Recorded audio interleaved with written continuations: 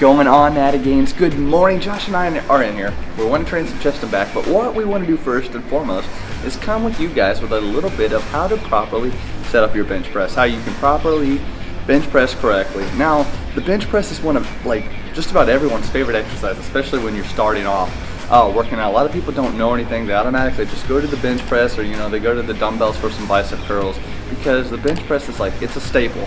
If you want a nice chest, if you want a bigger chest, you gotta be bench pressing. So one little piece of advice when you're bench pressing is, I've talked to a lot of people and they're like, I want to bench press, but my shoulders are hurting, or, they're having more shoulder pain, or actually they're just having more shoulder growth than what they are actually in their chest. One thing that I want you just to do, you guys can do this seated, standing, whatever, is stand here with your shoulder forward and you're pressing. I'm pressing, I want to feel this in my chest. I'm not. Put your hand on your shoulder, you're going to feel it right there in your front delt. Now watch this. When you retract your scapula, put your shoulders back, and now I press forward, now my chest is being engaged. So before you ever set up on a bench press, you're going to be retracting your scapula, and you're going to be pressing like this. That's going to engage your chest. And Josh is about to really dive into that and show you guys how to properly set up your bench press and why that is so important. Okay, so a lot of things matter when you're doing the bench press. You want to make sure you're getting everything right from the get-go. We're going to start with foot placement. Right now, the feet, you want to try to keep your feet nice and planted and square on the floor. Try not to do any of the toe stuff right here. You want to try to keep them nice and flat. And moving on up, you want to keep your butt planted on the bench. Now, I see a lot of guys when they're starting their lift, they kind of lift up. You don't want to do that. You want to try to keep it nice and secure, flat on this bench back here. And when you're in setup, you'll notice that the lower back is lifted slightly off the bench. You're kind of arched in a way. And when you come down, as David said, your shoulder blades are back a little bit because you have your traps basically squeezed together on the bench itself. It's kind of providing a nice cushion for you and a solid base in your upper back area. So as you're pressing, it's somewhat similar to the push-up. You're keeping your shoulders downward a bit and you're slightly pressed forward, but you're engaging your lats and you're keeping everything squeezed back a bit.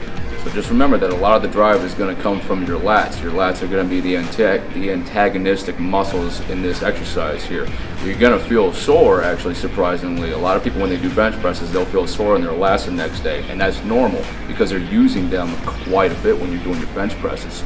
So also, as you're doing your bench press, remember there are many secondary groups you're working out here. You've got your shoulders, most of your front delts, and you've got your triceps that are getting a lot of the labor done too.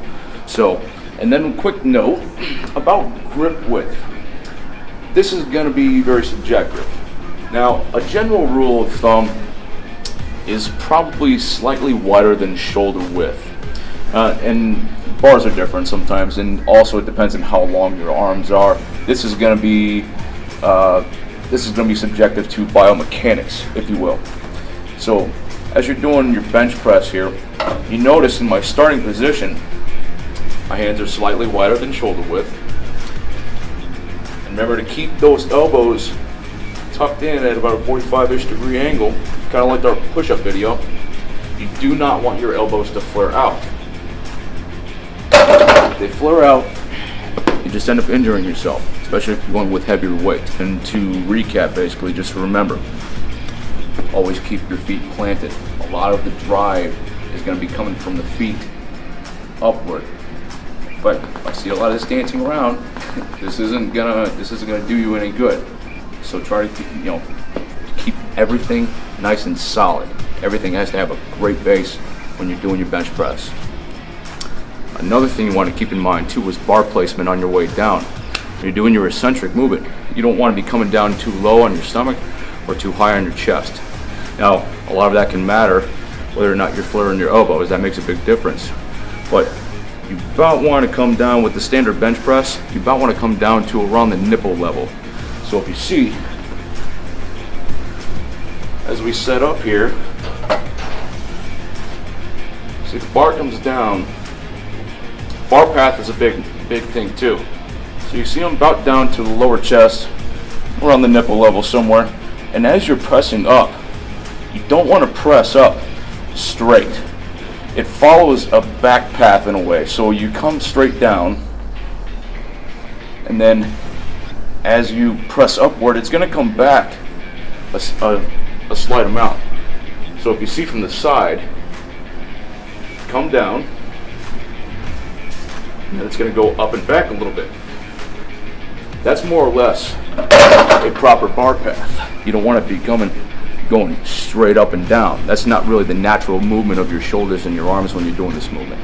So that's something that you might want to film yourself, because you're only going to be able to get a good perspective if you're looking at yourself from a third person view and see what you're actually doing. So if you're having those kind of problems, that can help. All right, everybody, now that you know how to properly bench press, go ahead and get into the gym or wherever you have a bench at and start making some chest gains. If you guys like this video, don't forget to hit that thumbs up and subscribe for more content. Stay tuned at Natty Games.